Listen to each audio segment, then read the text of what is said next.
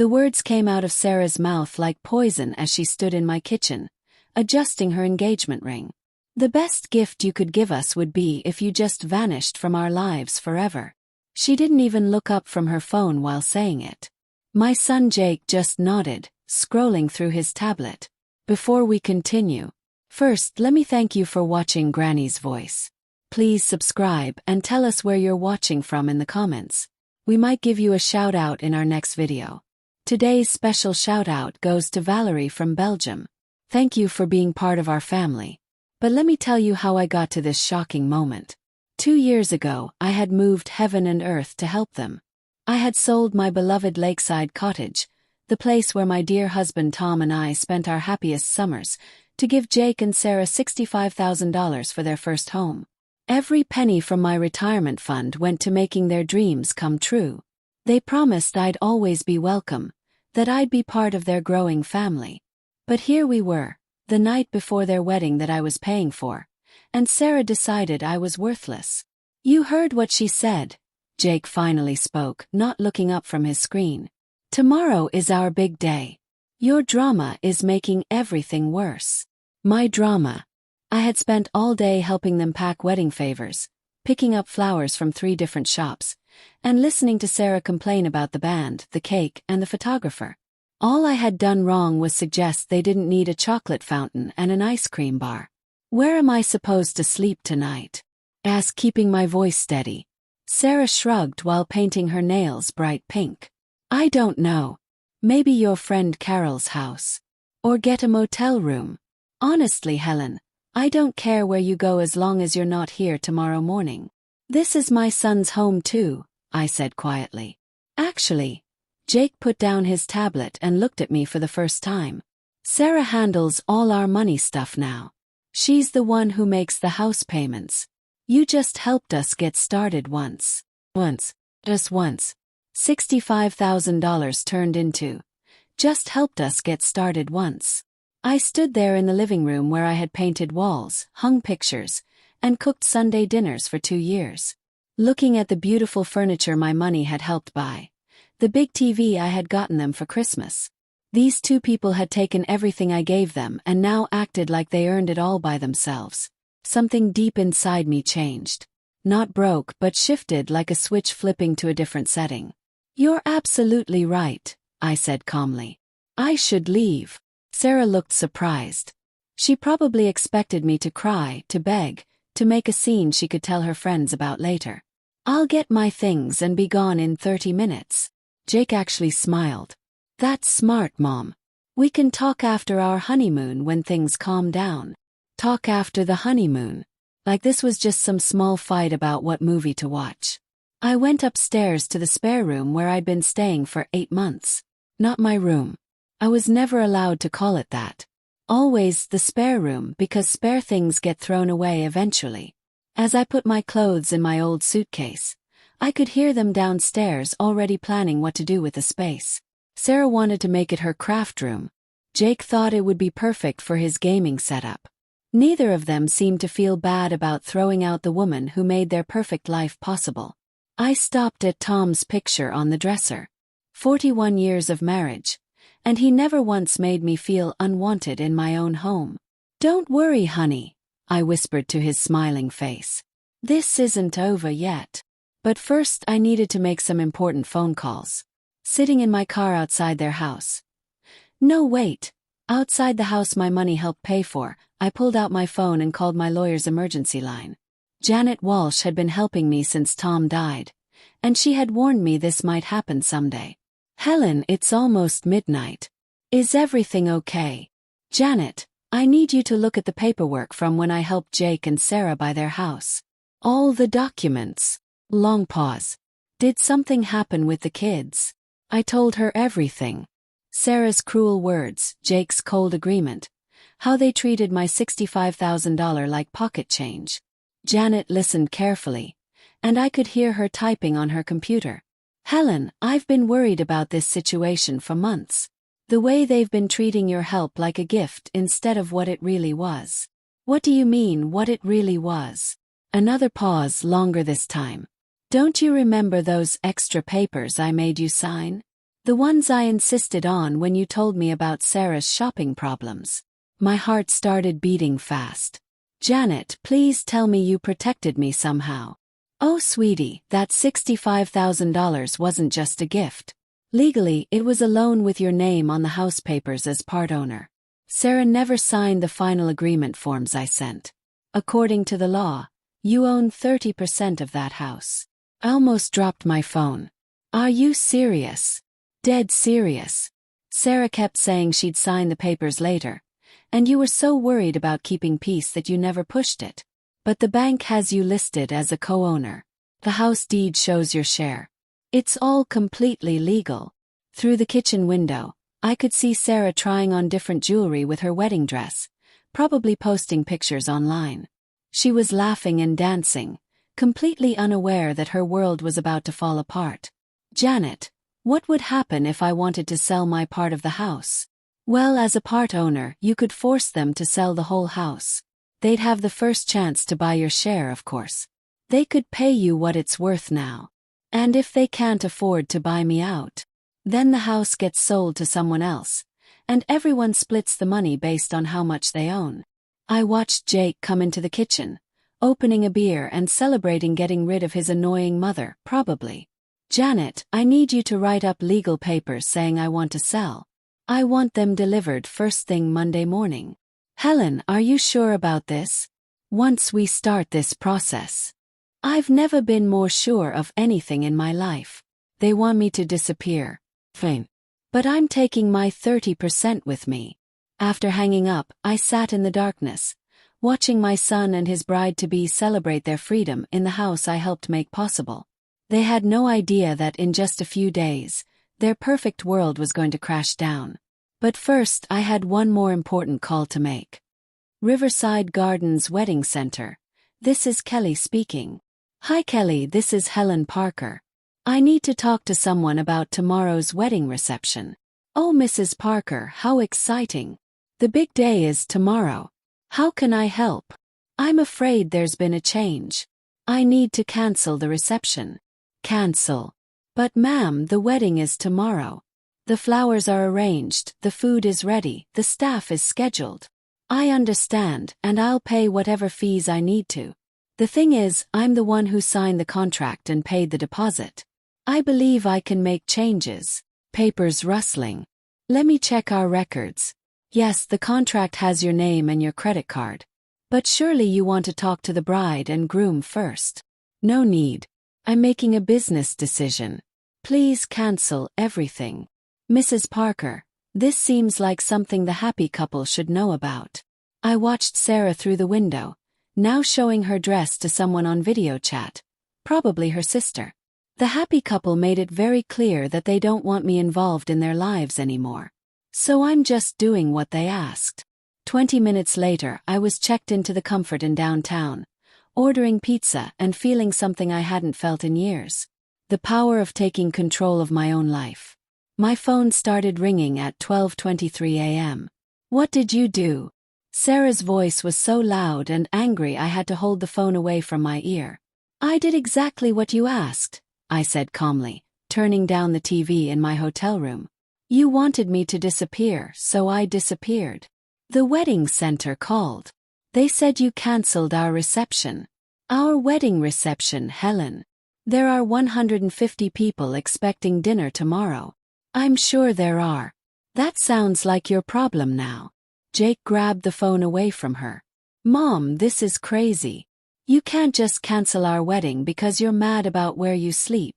I didn't cancel your wedding, sweetie. You can still get married tomorrow. I just canceled the party I was paying for. You know, the one that cost me $18,000. Dead silence.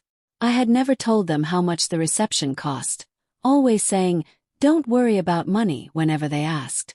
$18,000. Sarah's voice was tiny now. The reception, the photographer, the flowers, the DJ. Did you think it was all free? Did you think money just appeared because you wanted a fairy tale wedding? But we can't tell 150 people there's no dinner. Jake said, panic in his voice. You're smart people.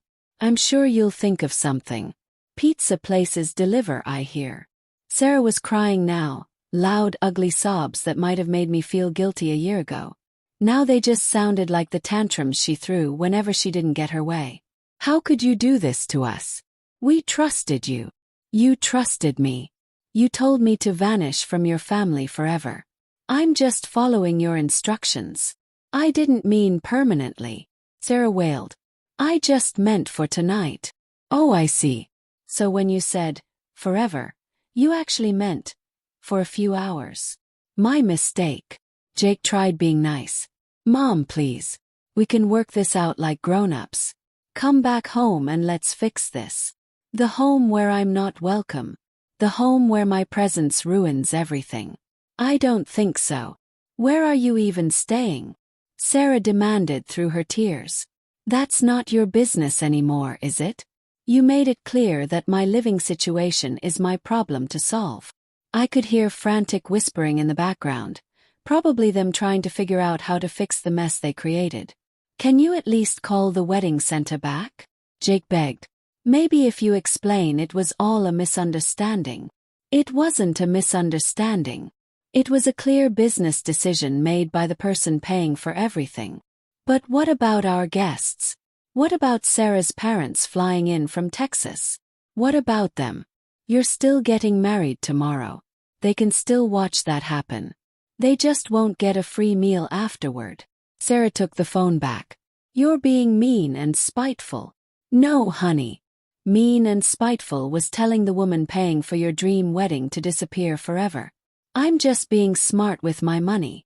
This will destroy everything. Everyone will think we're poor. Well, now that you mention it, I let that hang in the air for a moment, watching them panic.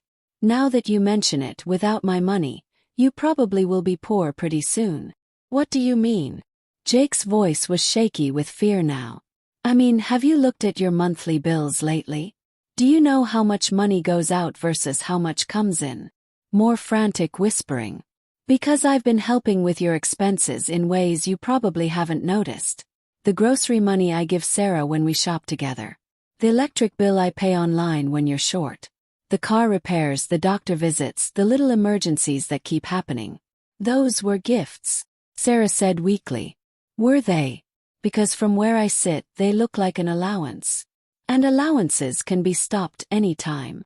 The silence went on so long I thought they hung up. Finally, Jake spoke up. What do you want, Mom? Now that was interesting.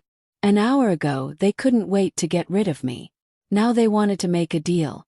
I want exactly what you offered me, to disappear from your family forever. And I want to take my money with me when I go. By Sunday morning, my phone had 42 missed calls and 38 text messages. I ignored them all while eating pancakes from room service and reading the newspaper like a normal person. The wedding was supposed to start at 3 p.m. At 10 a.m., someone knocked on my hotel door. Through the peephole, I saw Jake in his wrinkled wedding shirt, looking like he hadn't slept at all. Mom, please. We need to talk. I opened the door but didn't let him in. Shouldn't you be getting ready for your special day? That's what I need to talk about. Sarah's having a meltdown. She's locked in the bathroom crying. Her mom is threatening to go back to Texas. Everything is falling apart. I'm sorry to hear that. I hope you figure it out. Figure it out. Mom, you ruined our wedding. No, son. I took away my money from your wedding. There's a difference. He pushed into my room and I let him. Sometimes you need to let people show you who they really are. This is insane. Over what? A fight about sleeping arrangements. Sit down, Jake. Something in my voice made him listen. I stayed standing, looking down at my 35-year-old son who was finally learning that actions have results. This isn't about sleeping arrangements. This is about respect. This is about being grateful. This is about treating the person who made your life possible like she matters. We always treated you good. Did you? When's the last time you asked about my day, my health, my feelings? When's the last time you invited me somewhere because you wanted me there, not because you needed my help? He opened his mouth, then closed it. I'll wait. The quiet was uncomfortable. When's the last time you called just to chat? When's the last time you remembered my birthday without your phone reminding you? When's the last time you treated me like your mom instead of your personal bank? That's not fair. Isn't it, Jake? In the last year, how much money have I given you and Sarah? I don't know.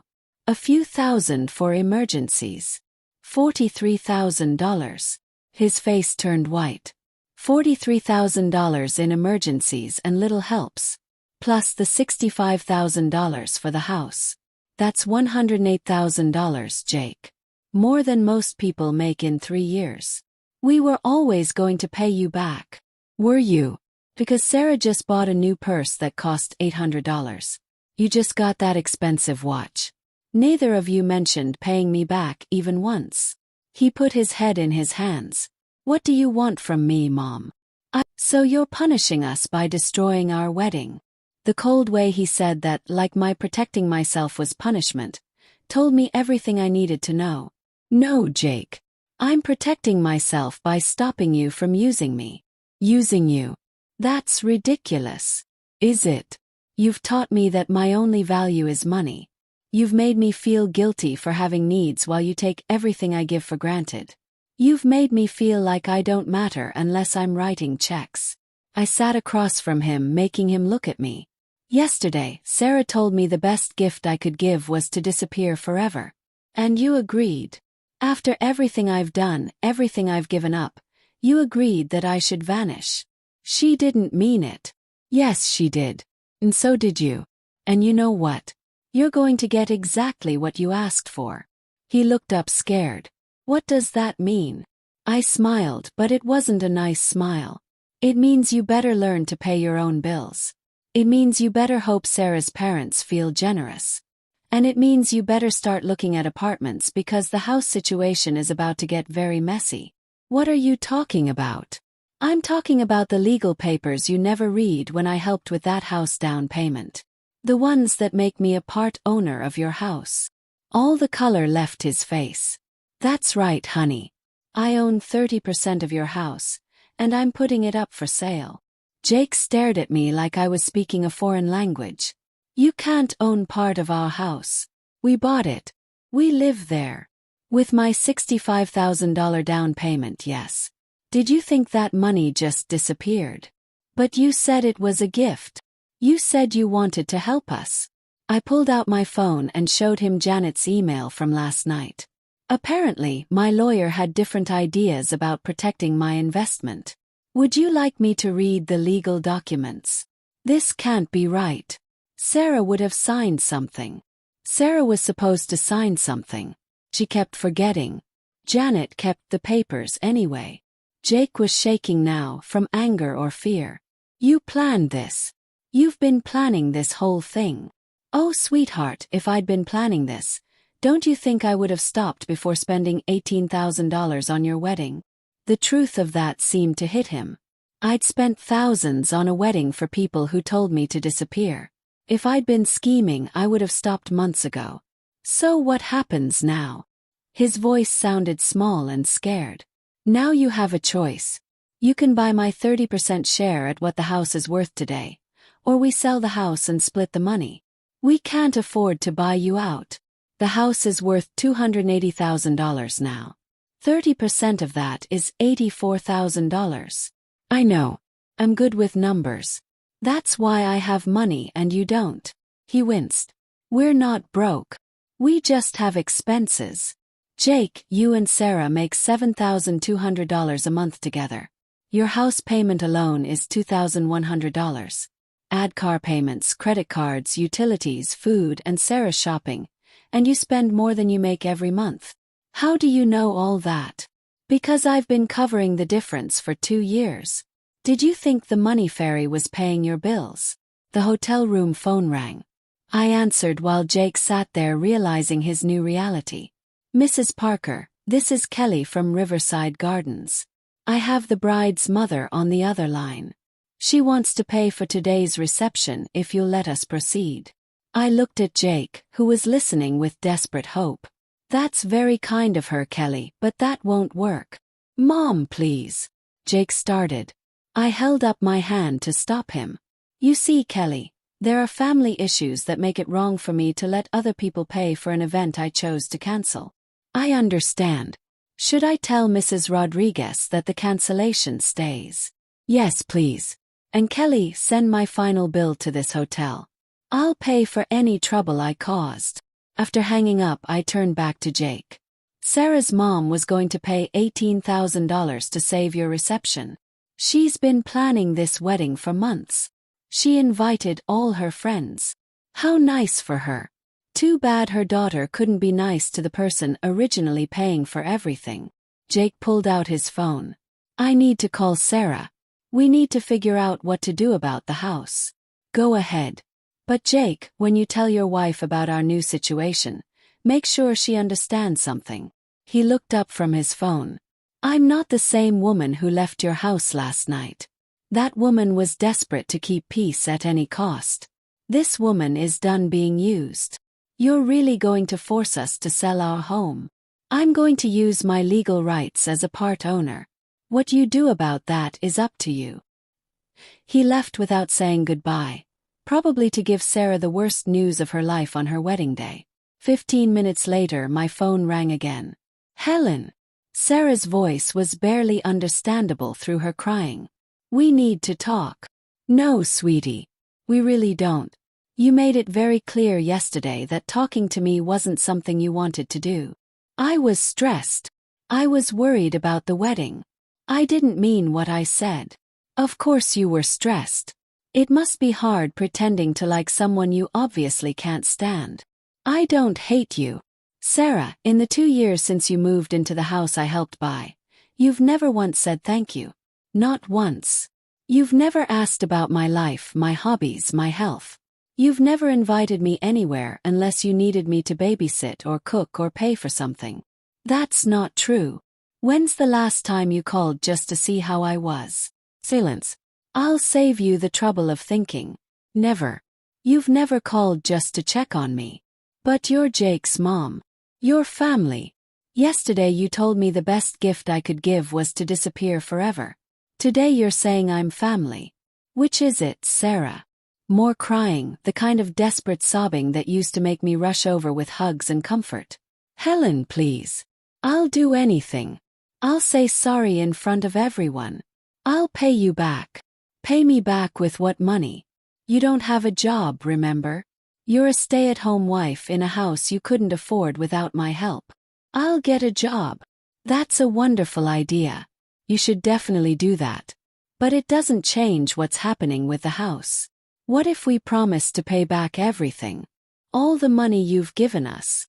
I almost laughed. Sarah, honey, you owe me $108,000. At minimum wage, it would take you about 8 years to earn that much. And that's if you never spent money on anything else. The silence that followed was the sound of reality finally hitting. By 5 p.m. they'd called 19 more times. I answered exactly 0 of them. Instead, I was sitting in the hotel restaurant having a nice dinner and watching the local news coverage of a wedding disaster at Riverside Gardens. The reporter didn't say names, but the video of Sarah in her wedding dress crying on the steps was pretty obvious. Excuse me, aren't you Helen Parker? I looked up to see a woman around my age with silver hair and worried eyes. She looked I'm sorry, do I know you? Maria Rodriguez, Sarah's mother. She pointed to the empty chair across from me. May I sit? This should be interesting. Maria sat down gracefully, like someone used to handling family crises. I wanted to thank you. That wasn't what I expected. Thank me. For showing my daughter who she really is. The waitress came and Maria ordered coffee. I waited, curious about where this was going. I've been worried about Sarah for years, Maria continued. The selfishness, the way she treats people like servants, the complete lack of gratitude for anything. I kept hoping marriage would help her grow up. And now I've seen how she treats the woman who made her dream life possible. And I'm ashamed. Maria's coffee arrived. She stirred it slowly before continuing. I offered to pay for the reception, not because I support Sarah's behavior, but because I felt bad for the 150 guests who got hurt by this mess. But you were right to say no. Was I? My daughter needed to face consequences for her actions. Real consequences, the kind that can't be fixed with mommy and daddy's money. I studied Maria carefully. There was something refreshing about her honesty. She called me crying about the house situation, Maria continued, demanding that I give them money to buy your share. And I told her absolutely not. That's a lot of money to refuse. Money Sarah hasn't earned and doesn't deserve. Helen, I want you to know that whatever you decide about the house, I support you. Even if it means they lose their home. Especially then. Maybe having to start over will teach Sarah what work and gratitude actually mean. After Maria left, I sat alone thinking. For 2 years, I'd been enabling Sarah's bad behavior just like her parents had been. Every time I paid their bills, I taught them that someone would always catch them when they fell. The question was, what kind of lesson did I want them to learn now? My phone buzzed with a text from Jake. Mom, we got approved for a loan that would cover $50,000 toward buying you out. Can we meet to talk about paying the rest later? I stared at the message for a long time. They were trying, which was more than they'd done in years. But a loan meant going deeper in debt, not learning to be responsible. I typed back. We can talk, but I want to see your complete budget and a realistic plan for paying off all your debts, not just mine. His response came right away. Anything you want, Mom. We just want to fix this. For the first time since this started, that sounded like progress. The budget meeting was eye-opening in the worst way. Jake and Sarah spread their financial papers across Janet's conference table like evidence of a crime, which in a way they were. Okay, I said, looking at their monthly expenses. You spend $350 a month eating out. We both work long days, Sarah said defensively. Sometimes we're too tired to cook. You don't work, Sarah. I moved down the list. $250 a month on Sarah's clothes budget. I need to look nice for social events. What social events? You don't have a job. Sarah's face was turning red, but I kept going. $180 on cable and streaming services you barely use. $120 on Sarah's gym membership that you use maybe once a month. $700 a month in credit card payments for what looks like shopping and vacation debt. Jake was adding numbers on his phone. Mom, I know it looks bad. It looks like you're living a lifestyle that needs about $10,000 a month when you only make $7,200. But with the loan, we could pay off the credit cards and lower our monthly bills. Sarah said hopefully. I looked at Janet, who was taking notes quietly. Sarah, you'd be borrowing against the house to pay credit card debt. What happens when you max out the cards again? We won't. We've learned our lesson. Have you? Because I don't see any real changes in this budget. You're still eating out constantly, still keeping expensive memberships you don't use, still treating shopping like a hobby. Jake leaned forward. What would you want to see, Mom? What would prove we're serious about changing? Finally, the right question. I want a budget based on your actual income. I want you cooking at home, canceling subscriptions you don't need, and Sarah getting a job. A job? Sarah looked horrified. Yes, a job. You're 32 years old with a college degree. There's no reason you can't help pay the bills. But Jake makes good money. Not good enough apparently, since you've been using my money for 2 years. Janet cleared her throat. Helen, what exactly are you offering? I've been thinking about this for days. Here's my deal. You can buy my share for $60,000 instead of the full $84,000. But there are rules. They both perked up. First, Sarah gets a job within 90 days and keeps it for at least 18 months. Second, you sell 1 car and use the money to pay down debt. Third, you follow a realistic budget with no eating out, no unnecessary shopping, and no new debt for 18 months. How would you check on that? Jake asked. Monthly meetings with Janet. You show bank statements, credit reports, and pay stubs. If you break any rule, the full amount is due immediately. Sarah was shaking her head. That's like being in money jail. No, Sarah. That's called being responsible for your choices. They asked for time to talk privately. While they whispered in the hallway, Janet turned to me. This is either very kind or very harsh. I can't decide which. Maybe it's both. When they came back, Jake spoke for them. We accept your terms. All of them. All of them. Yes. All of them, Sarah confirmed, though she looked like she was swallowing medicine. Janet started writing up the agreement. I'll need this notarized and filed with the county office. As we signed the paperwork, I watched my son and daughter-in-law sign away their financial freedom for the next year and a half. Part of me felt victorious. Part of me felt sad it had come to this. But mostly I felt like I was finally teaching them a lesson their parents should have taught them long ago. Actions have consequences, and family isn't a free pass to treat people badly. 8 months later, I was sitting in my new condo, a beautiful 2-bedroom. I set down my teacup, surprised by how much her words meant to me. What changed your mind? Having to work for money instead of just asking for it.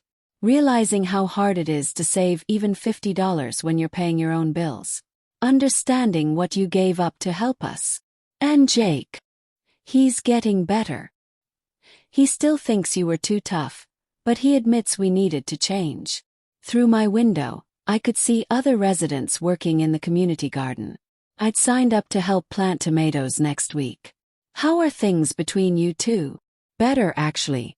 We talk more now that we're not constantly worried about money. We cook together. We take walks instead of going shopping. It's nice. I'm glad. Helen, would you like to come for dinner sometime? Nothing fancy. Just homemade tacos and maybe some talking that isn't about money. Thought about it. The old Helen would have said yes immediately. Desperate to fix the relationship. The new Helen had learned to protect herself. I'd like that, but let's start with lunch at a restaurant. Small steps. Of course. Whatever makes you comfortable. After we hung up, I sat quietly for a while, thinking about how different this conversation felt from all the others. Sarah had sounded like an adult taking responsibility, not a child making excuses. Maybe the lesson had finally worked. My phone buzzed with a text from Maria Rodriguez. Heard about Sarah's promotion. Thank you for not giving up on her. I texted back. Thank you for not bailing her out. Sometimes the kindest thing you can do for someone is let them face the consequences of their choices. Sometimes love means saying no. And sometimes the best gift you can give someone is the chance to discover who they really are when no one's there to catch them. I'd spent 2 years being their safety net, and in doing so, I'd robbed them of the chance to develop their own strength. When I finally pulled that net away, they learned to fly. Not because they wanted to, but because they had to. And maybe that was the most important lesson of all. Outside my window, the sun was setting over the walking path where I joined a senior hiking group. Tomorrow I was having coffee with a man named Robert who'd asked me out after we both laughed at the same joke during last week's book club meeting. At 71, I was finally learning what it felt like to be valued for who I was, not what I could provide. And that was worth more than all the money I'd ever given away. 6 months after that, Jake and Sarah invited me for Thanksgiving dinner at their house. The first holiday invitation that wasn't about needing my help with cooking or paying for groceries. Sarah had made the entire meal herself, and Jake had cleaned the house without being asked. We sat around the table they'd bought with Sarah's promotion bonus, eating food they'd paid for with their own money. Mom, Jake said as we were clearing dishes. I want to say something. I braced myself, not sure what was coming. I'm sorry it took us so long to appreciate you. And I'm sorry it took almost losing you for us to grow up. Sarah nodded, tears in her eyes. Helen, you saved our marriage by forcing us to learn how to be partners instead of just roommates who shared bills. You saved our future by making us face reality, Jake added. We were headed for bankruptcy and didn't even know it. I looked around the house that was truly theirs now. Modest but comfortable. Filled with things they'd worked for and earned. I'm proud of both of you, I said, and meant it. It takes courage to change your whole life. We had a good teacher, Sarah said with a smile. Even if her teaching methods were a little extreme. We all laughed, and for the first time in years, it felt like a real family gathering. Not because I was funding it, but because we all wanted to be there. Later that evening, as I was getting ready to leave, Sarah pulled me aside. Helen, there's something else I want to tell you. What's that, honey? We're pregnant. My heart leaped. Oh, Sarah. That's wonderful news. We wanted to tell you first because... She paused, looking emotional. Because we want this baby to know their grandmother as the strong, wise woman she is, not just as someone who gives money. We want to raise our child the way you raised Jake, with love, but also with boundaries and consequences, Jake added, joining us. We want them to understand that family means supporting each other, not using each other. I hugged them both, feeling something I hadn't felt in years. Genuine hope for our family's future. 9 months later, I was holding my granddaughter Emma in the nursery that Jake and Sarah had painted themselves with money they'd saved from their combined salaries. She was perfect. 10 tiny fingers, 10 tiny toes, and the most beautiful smile I'd ever seen. She looks like you, Mom, Jake said softly, sitting beside me. Lucky girl, Sarah added with a grin. She'll have your strength. As I rocked Emma to sleep, I thought about the journey that had brought us here. The pain, the tears, the hard lessons learned by all of us. 2 years ago, if someone had told me that the worst day of my life would lead to the best relationships of my life, I wouldn't have believed them. But here I was, surrounded by a family that had learned to value me for who I was, not what I could give them. Jake and Sarah had learned to stand on their own feet. I had learned to set boundaries and demand respect. And baby Emma would grow up in a home where love came with responsibility, where family meant partnership, not exploitation. Sometimes the greatest gift you can give someone is the gift of consequences. Sometimes saying no is the most loving thing you can do. And sometimes disappearing from someone's life is the only way to make them realize how much you actually meant to them. As I sat there holding my granddaughter, I realized that Sarah had been right about one thing. Disappearing from their family had been the greatest gift. Not because they were better off without me, but because my absence had taught them to become people worthy of my presence. The old Helen would have stayed, would have continued enabling their bad behavior out of fear of losing them. The new Helen had learned that real love sometimes requires letting people fall so they can learn to pick themselves up. Emma stirred in my arms, opening her eyes and looking right at me. In that moment I made her a promise. I'll always love you, little one. But I'll also teach you to be strong, to be grateful, and to understand that the best things in life are earned, not given. Jake smiled. That sounds like the grandmother I want her to have. That sounds like the mother I should have been from the beginning, I replied. You were always a good mother, Mom, Jake said. You just learned to be a stronger one. As the sun set outside the nursery window, I reflected on how much had changed. My little hotel room had become a beautiful... Helen, would you like to stay for dinner? I'm making your favorite pot roast. I'd love to, I said, still holding Emma close. But only if you let me help with the dishes afterward. Deal, she laughed. But you're not paying for the groceries. Wouldn't dream of it, I said, and we both knew I meant it. This was their home, their family, their responsibility. And their joy to share with me because they wanted to, not because they had to. That evening, as we sat around the dinner table with baby Emma sleeping peacefully nearby, Jake raised his glass of water. I want to make a toast, he said. To Mom, who loved us enough to let us fail so we could learn to succeed. To Helen, Sarah added, who taught us that the most expensive gifts aren't always bought with money. To family, I said. Real family, built on respect, love, and mutual support. We clinked glasses, and I looked around the table at these people who had once taken me for granted and now cherished me. The road to get here had been painful, but it had led us to something beautiful. A relationship based on choice, not obligation. As I drove home that night, I passed by Riverside Gardens, where Sarah and Jake's original wedding reception was supposed to have been held. For a moment, I imagined that other timeline. The one where I'd stayed quiet, kept paying their bills, and accepted being treated like a second-class citizen in my own family. In that timeline, I'd probably still be sleeping in their spare room, watching them make the same mistakes over and over, enabling their irresponsibility while slowly losing myself. Instead, I was driving to my own beautiful home, where I was valued and respected.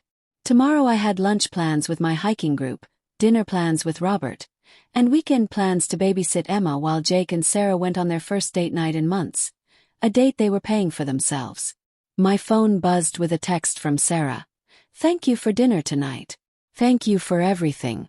I love you." I smiled and texted back. "I love you too. Sweet dreams." But this time those words meant something different than they used to. This time they came from a place of mutual respect and genuine affection, not obligation and guilt. This time they were a gift freely given and gratefully received. As I pulled into my driveway, I thought about the question that had started this whole journey. What would happen if I disappeared from their family? The answer, it turned out, was beautiful. By disappearing, I'd forced them to see what they were losing. By setting boundaries, I'd taught them to respect what I was giving. By saying no, I'd made my yes mean something again. The greatest gift I'd given them wasn't my money. It was the opportunity to become people worthy of my love. And the greatest gift they'd given me was proving that they could rise to the challenge. Sometimes love means holding on tight. Sometimes it means letting go. And sometimes it means disappearing completely so that when you come back, you're not just tolerated, you're treasured. As I unlocked my front door, I felt something I hadn't felt in years. The deep satisfaction that comes from being valued for exactly who you are. Not for what you can provide, not for what you can fix, but for the person you've fought to become. Inside my condo, I made myself a cup of tea and sat down with a photo album Sarah had given me for my last birthday, filled with pictures of our family's new chapter. There was Emma's first smile, Jake's graduation from a financial responsibility class, Sarah's first day at her new job, and dozens of photos from family dinners and holidays where everyone was genuinely happy to be together. The old photos from before, the ones where I was always in the background, always serving, always giving, looked different now. I could see the sadness in my own eyes, the way I'd made myself small to keep everyone else comfortable. The new photos told a different story. In these pictures I was front and center, laughing and relaxed, surrounded by people who were happy to have me there. It had taken losing everything to gain what really mattered. It had taken disappearing to finally be seen.